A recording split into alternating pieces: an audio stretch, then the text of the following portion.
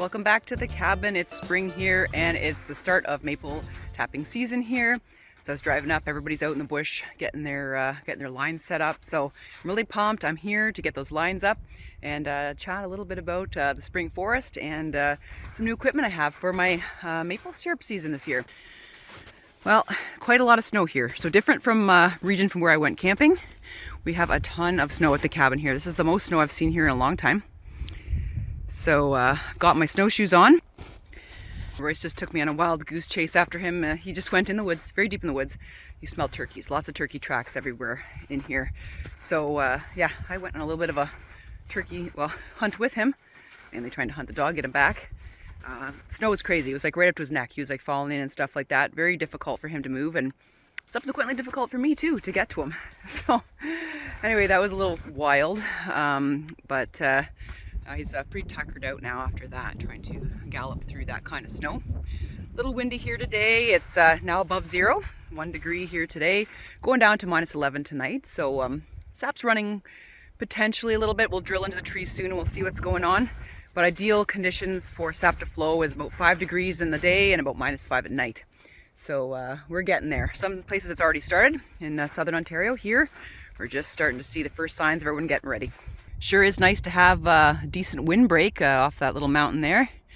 Pines are looking awesome. Do a little bit of thinning again this year, as always. I'm really excited to see if my little nursery of jack pine, if anything happens there this spring, because, you know, one of my little YouTube shorts, I opened up some jack pine seeds on the fire and planted some of the seeds. So we're going to see if they're going to germinate. And if we do, that's awesome. I didn't order trees this year because I'm just putting a lot of stake in my little homebrew nursery there. So yeah, we'll see what happens. There it is, just retrieving a wool blanket I got. It fell off the trail coming in here. Have to still come in with the sled and stuff like that. So yeah, sometimes things fly off. This is an awesome wool blanket. I'm so excited. Got his little surprise present. So it's really nice and warm. I love wool. I'm in the market for wool pants. So I'm gonna probably try to get some big bill wool pants or something. It is great. Like right now, this jacket, wool, it's awesome. Gets wet, you stay warm. And I think I'll probably bring something like this camping. I'm not a huge fan of sleeping bags, right, when we go camping and stuff. So this is a nice little new acquisition of mine.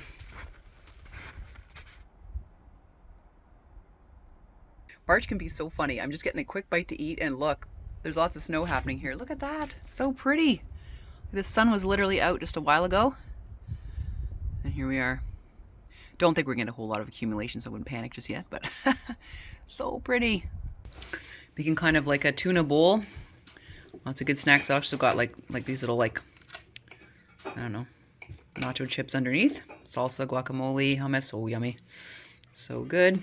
Kind of nice while it's just coming down there. Take a little bit of a break before getting the taps all set up. Beautiful.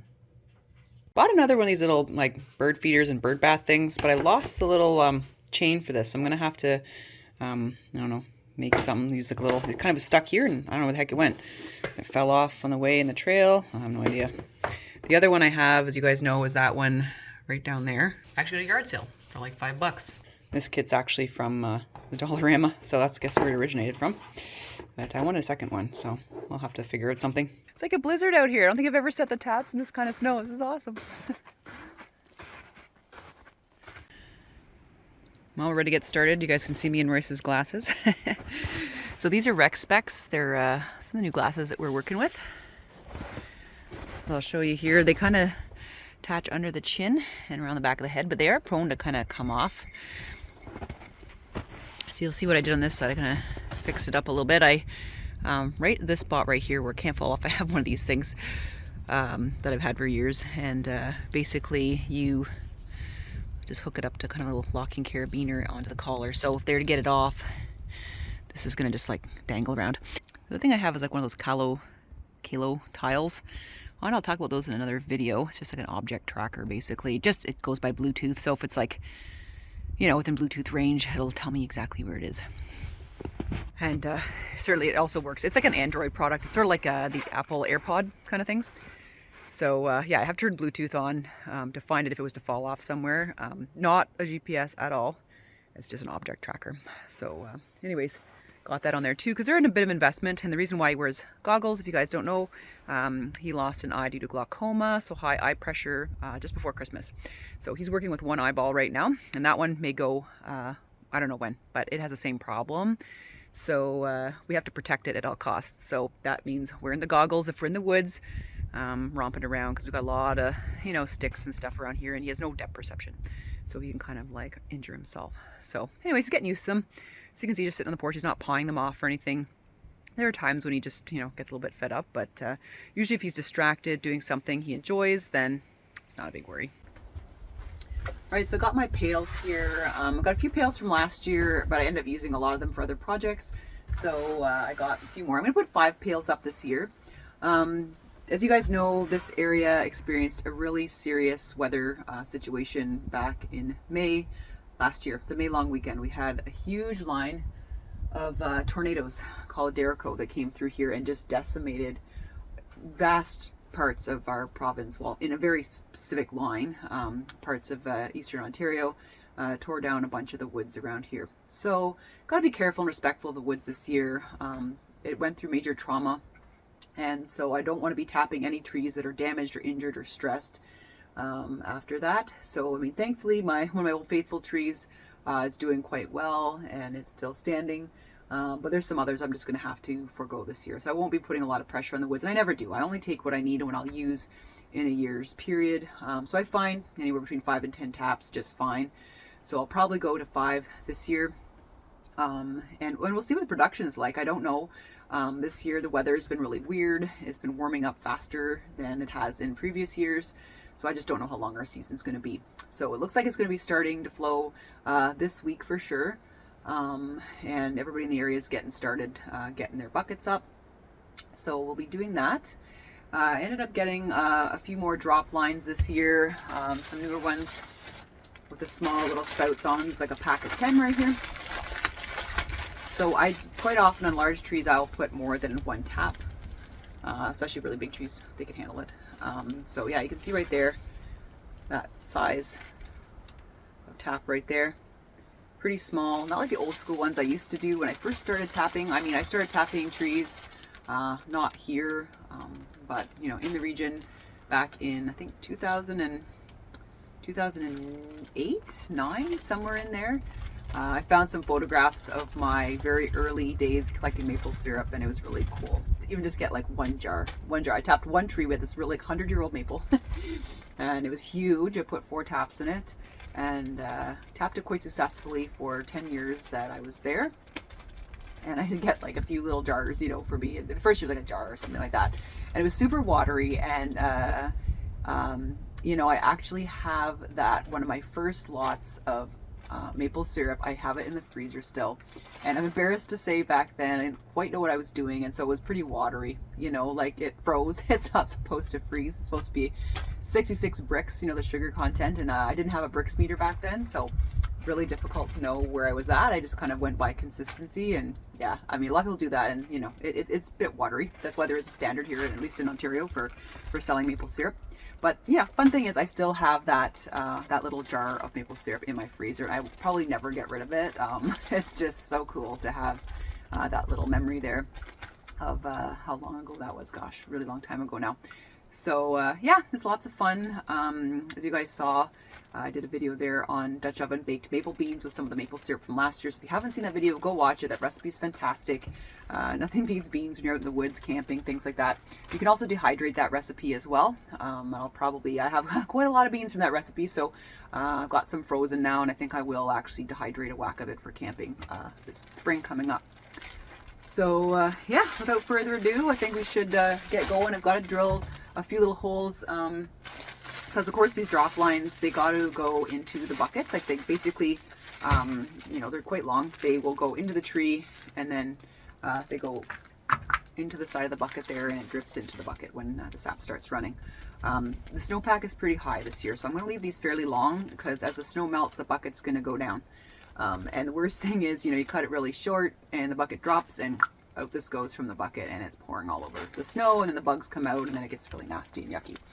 So I'll probably leave this fairly long. It'll coil up in there, and you know, but it's really nice to have these all like pre-made As I was driving up here, I noticed someone was using these buckets, but they also had a system where I think a few trees were actually put together with, you know, the usual kind of blue maple sap lines and going into very large green garbage, or not green garbage bags, but these big black garbage cans kind of thing.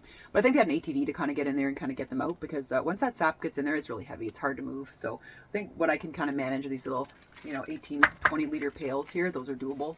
And I have some new equipment this year too, so it's pretty exciting. But let's get started.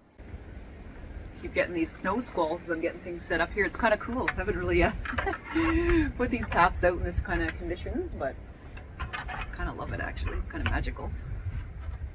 I hate it when buckets get stuck together. Oh my gosh, like what a pain in the butt.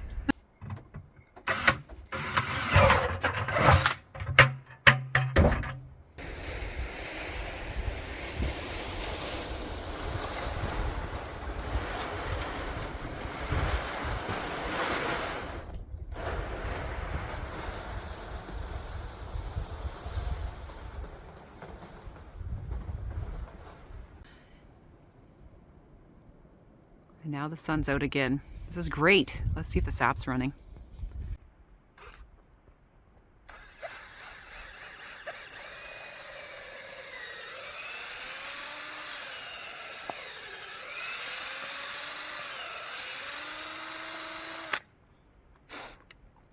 Oh yeah, she's running. Woo! Sweet, sweet nectar. Look at that. Yeah. Yeah. Awesome. This is so exciting. There we go. Just need it far enough in to get it running down the line. Take a look. It's running really well today. So I find, I mean, you can put the tap anywhere in the tree, but definitely where the sun is, I find the sap does run a little bit faster. So gotta get this bucket down here. We're losing sap. That's awesome. Look at that. So what I'm going to put a lid on here so we get the snow and the rain, that it does not get in there. This is sort of shielded by a little lip over here, as always. And then I usually pile a little bit of snow around the buckets to kind of keep the sap nice and refrigerated during the process. Time of year I don't worry all that much, but as things get kind of warmer, as things go on, the sap can spoil. It literally smells like puke when it goes off. It's so bad. So I usually like to, you know, shovel down a bit so I can kind of, you know, the bucket doesn't sink down and fall back. Get a good little like flat area for it, and then pile a little bit of snow around it to keep cool. Even Royce likes chomping on the bark of the maple. His best friend Louie taught him that. Of course, I'll probably see that on the floor tomorrow morning. Don't do that. Oh man, such a glorious day now that the sky is, sun's out and the sky's opened up. Oh man, great day for doing this. Oh, and it's warm too, like I'm dying of heat in this like wool coat here. So I'm just gonna finish up on this tree, just putting a couple of taps in this one, and we'll go looking for another really good one. Oh boy. Oh. Well, I'm kind of stuck here. Snow is really deep. Kind of tooling around trying to find trees that are in reasonable shape. Jeez. Gotta be careful. Oh, here's one I think I've used before. And it's going pretty well here too. Got a good bit of exposure here to the sun on this side. Last year I didn't get a whole lot of production from this tree, so we'll see. All right, here's the last one. There's the cabin. So all my, you know, buckets are sort of set up within walking distance of the cabin. It just makes it really easy. Everything's flowing beautifully, even deep in the woods here. It's going really nicely. A lot of modern operations use vacuums to suck the sap out of the tree. I kind of like doing it traditionally. It's nice. Also, the cost of that equipment is like really high. So, but it is fascinating to see modern maple syrup production. You know, with the, you know, the reverse osmosis and, you know, the vacuum pumps and stuff like that. It's pretty interesting. But you know, there's something to be said about just going in the woods, you know, walking in, enjoying yourself, and just getting back to basics. And I should mention, I don't tap sugar maples here. What I tap are red maple. It's just super easy around here. It's called like a soft maple. So I do have some sugar maple, but not really super reachable. They're not really that big in this part of the woods yet. So I find the red maple just fine. Sure, a little bit more water to sugar there in the sap, but I don't know, tasting to me, I would tell a difference, but Just the difference in the boiling and how long it takes to make, but probably, I don't know, very minor difference. So I don't mind doing it.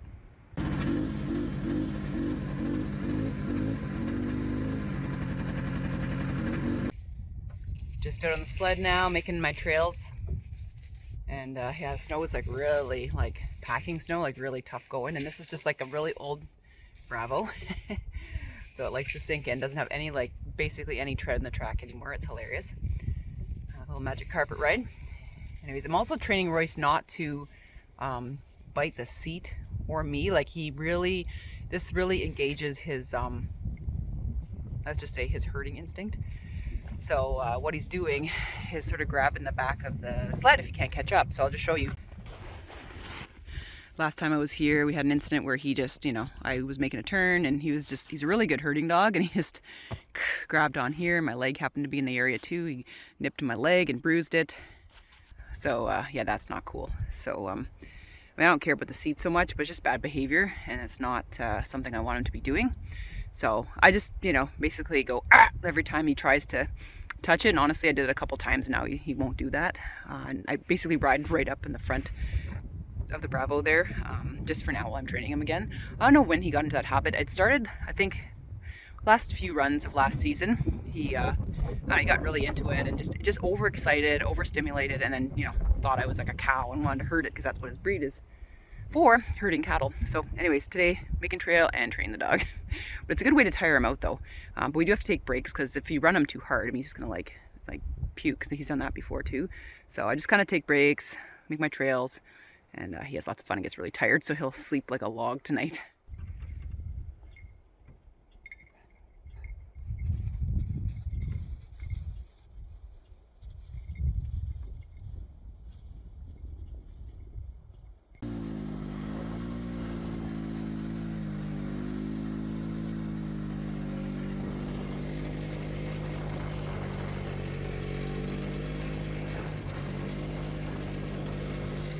Well, that's awesome. Got that all done, and the next little snow squall is coming in, so that was super fun.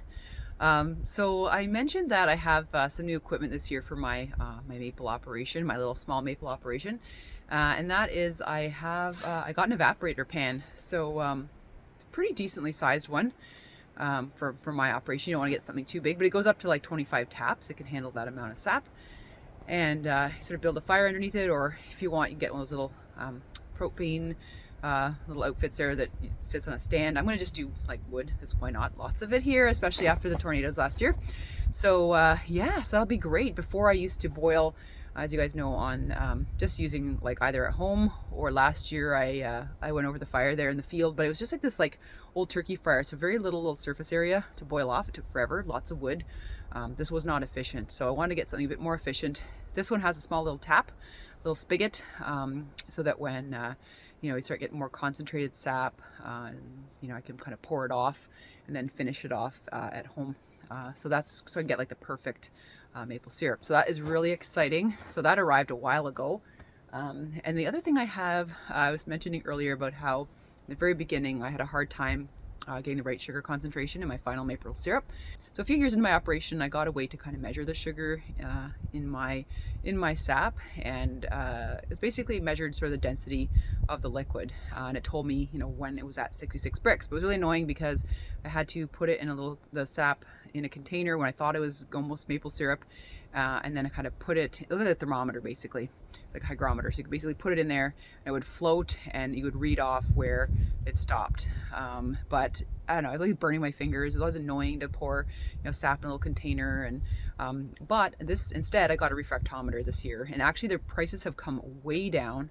I got it online, the Amazon, and so basically I can just put a few drops of my sap, or my syrup, my sap formulated syrup, right? So I put a few drops of that on there when I think I'm getting close, and then I kind of look up to a light and I can read the scale inside this unit. So you're going to see that in subsequent videos. It was really inexpensive actually compared to what they have been over the years, and that's why I've avoided getting one. So that way I'll really know, and I'll be much better at it. Last year I think I overboiled some. It gets late, you're tired, oh my gosh, it's on this stove, and I kind of forgot, maybe like a little 10 minutes too far. So got a little bit of crystallization this year on a couple of bottles. Not a big deal. It's just really thick syrup, but I want to like up my game, so that's what I got this year. So you'll see that in upcoming videos when I process the sap that we're collecting today, and on the next, probably the next few weeks we're gonna be collecting, probably the next 3-4 weeks at least, but we'll see how long the season goes.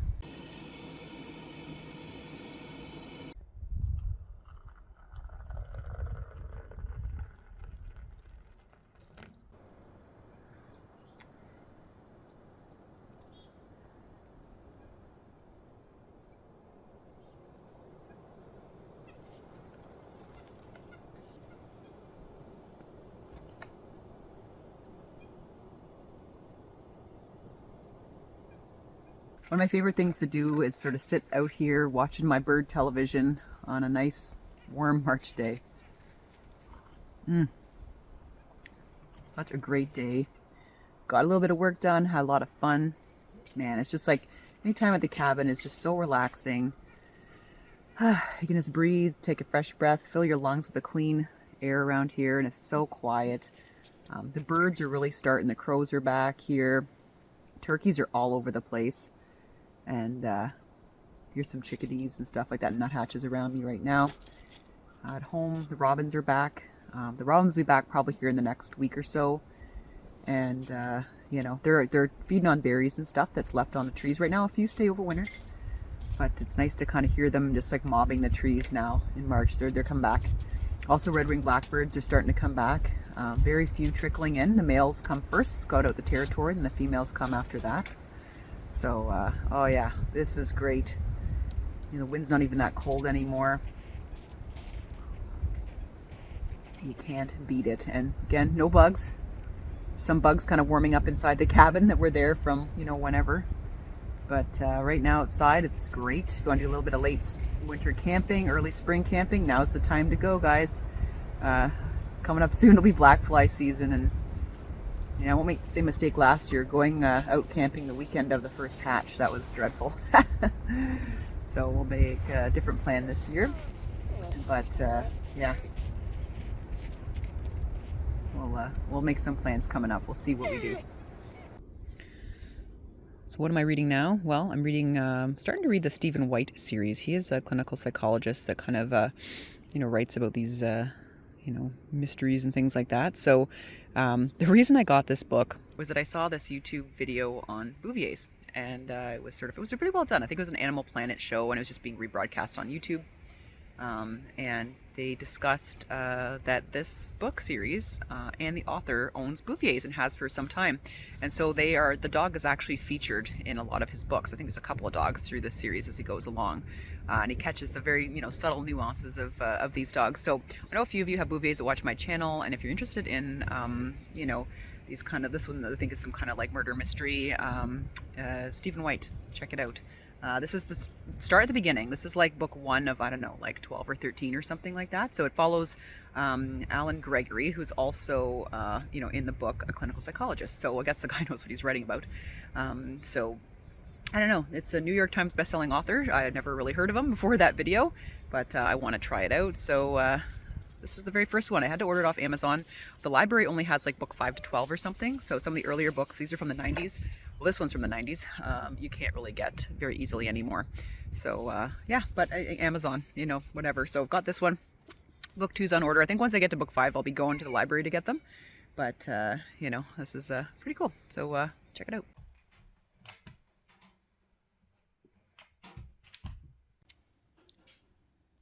Well, it's 6 o'clock and the sun is still out. Time to make some dinner. Just gonna reheat some casserole here. Looks pretty darn good. Some cheesy casserole. Wind is howling outside. There's like little snow tornadoes out in the field every now and then, and the trees are laying down there with the wind. It's supposed to go down to -10 tonight, so I think there's a system coming in. But the birds are still feeding away. All right, it's all done. No microwave here. Got to heat it up on the stove outside. Looks delicious. Nice and warm.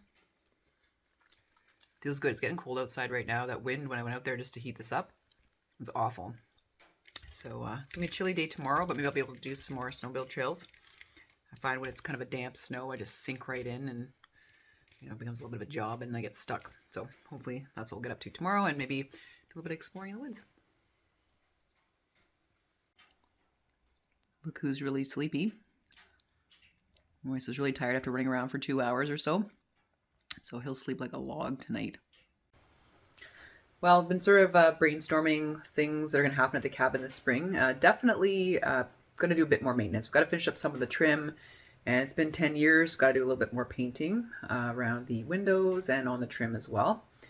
And the biggest thing kind of brainstorming about now is maybe putting in like I don't know, like a little outbuilding, like a gazebo or something like that, that's screened in. So when the bugs are really bad, when the weather's kind of nasty, but you want to sit outside and you want to read or, just hang out, maybe we'll have a gazebo. So that'll be probably somewhere in the field. There's a really nice flat area there on top of it's kind of on bedrock anyway. So kind of thinking about that and how to weatherproof that so that if, a storm comes in, we have people over and we want to eat out there or chat out there, we can kind of, close it off with like storm shutters or something you can kind of see out, like maybe some kind of like plastic shutters that kind of go on or something like that. I don't know. Going to try to figure that out. So if you have any ideas, let me know. Or if you guys have something, feel free to PM me with pictures of, what you guys have as your little setup for that. Or kits that you like that are really good. That'd be great to know. So that's part of the plan. And the other part of it is maybe having a wood stove in there or making kind of like a beautiful stone fire pit hearth or something in there, so that if it's late fall and you want to be outside, it can be kind of warm in there. Put like a big stove pipe out through the top of the gazebo, outbuilding, whatever it's gonna be called. So yeah, that's pretty exciting because that's one thing I find that's missing here. I mean, this place you can kind of open all the windows and it's very airy in that, but it'd be nice to have another little spot you can kind of go to and relax and read or sit out and get away from the bugs. Because mosquitoes are pretty bad here, and black flies and things like that. So if there's another spot to go, another little living space, or if we have friends over in that, that may be actually a space where you could have little fold-out cots or something, kind of like a second cabin, but much more weatherproof, obviously, than a tent that someone could bring. That would be a good little outbuilding for that, because you could have like chairs, but you kind of fold them up and put little cots in there. I don't know, something like that. So got to figure that out because right now we just have the shed, the wash house, and the cabin are our main outbuildings right now. So probably thinking about another one, either built or prefab or kit or something. But yeah, looking forward to your ideas on this and other things you want to see happen here at the cabin this year. Of course, the other thing I got to get working on is the MIF-TIP program. Every 5 years we have to submit a report. What it is, it's the Managed Forest Tax Incentive Program. So if we do things to help the ecosystem around here, we get a tax break. So I need to kind of keep track on what we're doing because that report has to be submitted. And in 10 years, Forester has to come out, see our progress, and see if we can get admitted back into the program again for the next 10-year cycle. So it's a great program. I'm falling behind in my records keeping. It's been kind of the last couple of years have been crazy. So it's been very difficult to kind of keep up with that. But thankfully, I keep a lot of journals here at the cabin. I journal here every time here, indicating kind of what we've been up to. So that's really helpful. It's just going through the books, writing it down, and then kind of printing up a report, and then submitting that, and then getting approval. So we've got approval. Like the first 5 years is great. We've got approval for the next 5 years. They can get you out of the program after 5 years if you're not really pulling your weight. But so far so good. But 10 years is the big renewal, so that's going to be coming up, I think, in a couple of years. Because we didn't go into the program right away. So I don't know. I have to look at my notes. It's crazy. So I've lost track of time over the last 3 years, to be honest, like a lot of people have, I'm sure. So it's time to get that organized. All right, so just looking at my MIF-TIP book, because I got myself all freaked out when things were to be due by. And yeah, it looks like July 31st, 26 is my final 10-year progress report. So I've got this little binder here at the cabin where I keep all the info. All this sort of detailed stuff from the initial analysis that was done by the forester.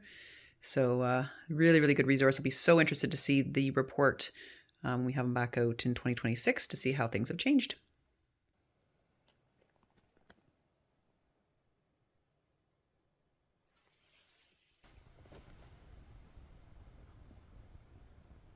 Well, it is a cold and snowy morning this morning. It's -6. And the little mountain in the background is not visible because of all the heavy snow. Really cold. You can walk on top of the snow today instead of falling through. That's pretty cool.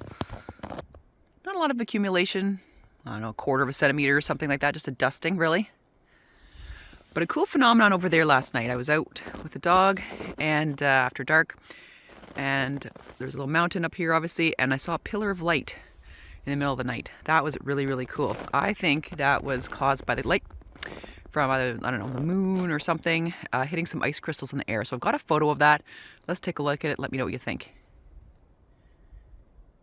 So that's pretty cool. I have no idea, but it looked like a light pillar to me.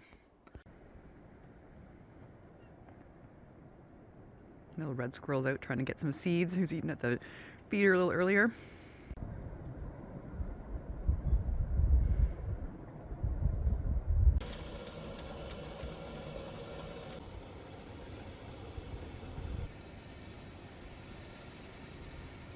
Well, it's starting to brighten up now. I have a feeling it's gonna be like yesterday, where we get a little bit of snow, a little bit of sun. But the wind's starting to pick up a little bit too. Making a little nippy. Let's look at our little squirrel friend over here. They're definitely hungry this morning. Cold. Royce clearly hasn't noticed the squirrel is here because he'll be on squirrel duty, keeping them away. I don't know, he's just sort of looking around for anything interesting. See if the turkeys are gonna come back or something like that. Very, very quiet night. Didn't really hear all that much, but that was pretty cool seeing that light pillar. Just gonna make me some oatmeal, and I'll probably have some eggs for breakfast. Had to grab the emergency keys this morning. Ended up getting locked out of the cabin. Sometimes when you shut the door, it automatically kind of locks for whatever reason. It's done that over the past few years. Freaked out this morning because I just kind of went out in my my hoodie here. I was just getting the GPS all set up for the dog.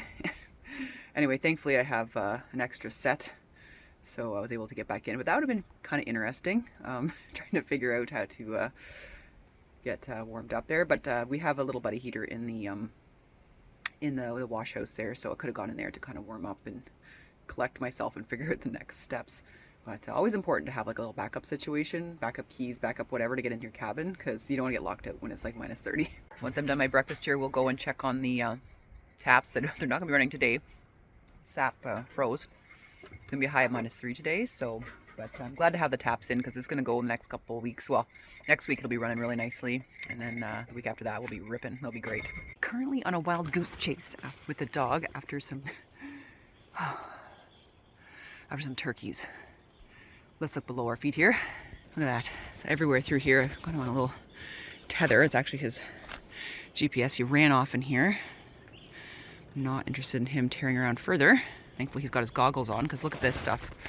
I'm darn near poking my eyes out in here. Lots of turkey activity in here, and he can smell it. He loves turkeys. When he does this though, I don't want him to like chase one, run across the road or something like that. That'd be really bad. The snow is almost at the top of the fence here by the road, so really can't afford to have him go over it.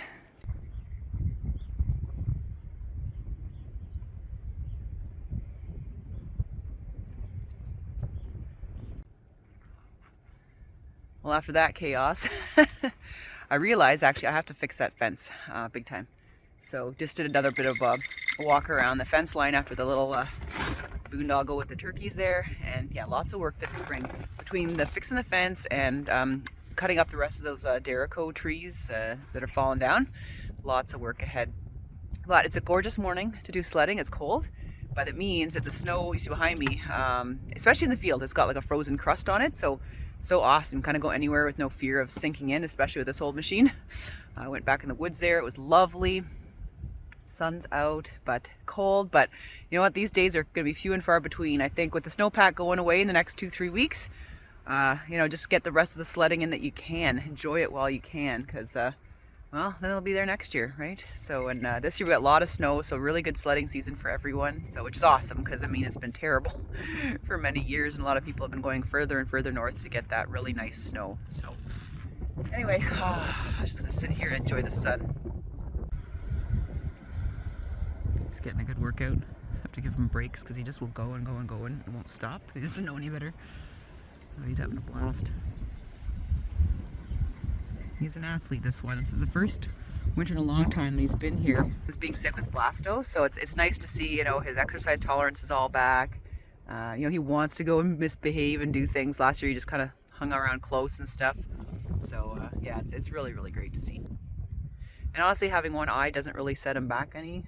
Yeah, he whacks into things, but that's what the goggles are for. I mean, we have really, really thick stuff around here, so he tolerates them well enough. He hasn't gotten them off. He's had them on at least another couple hours. So sometimes he will roll around and he gets hot. But, you know, the little way I've rigged them there with a little snap on the collar and just the exact tightness that I have, not too tight, not too loose, they stay on. So they're pretty good. Very good working dog goggles, those Rec Specs.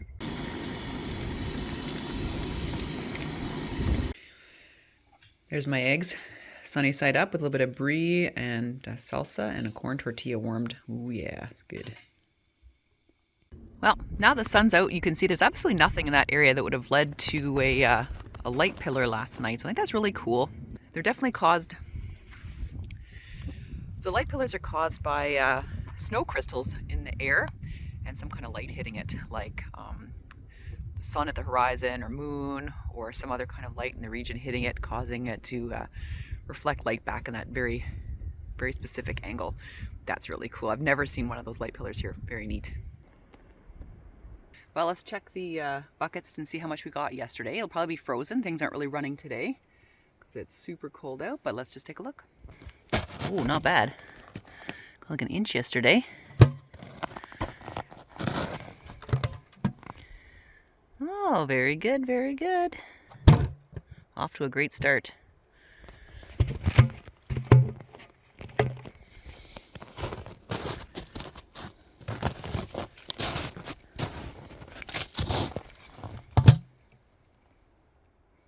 Same here.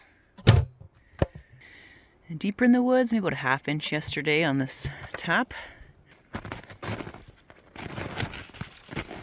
Much trickier walking for a different reason today. Everything's so frozen.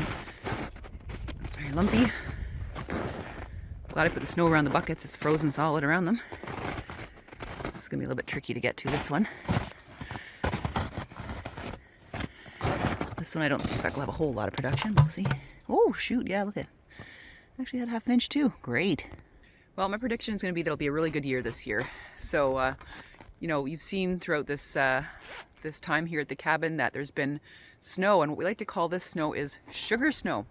And that snow is really important this time of year in sugaring season. It really helps to insulate the trees and the ground. So basically the trees have more pull from the softer unfrozen ground beneath them. So its sap is going to run a lot better this year, I think, if we keep getting these little sugar snows. So that's really awesome.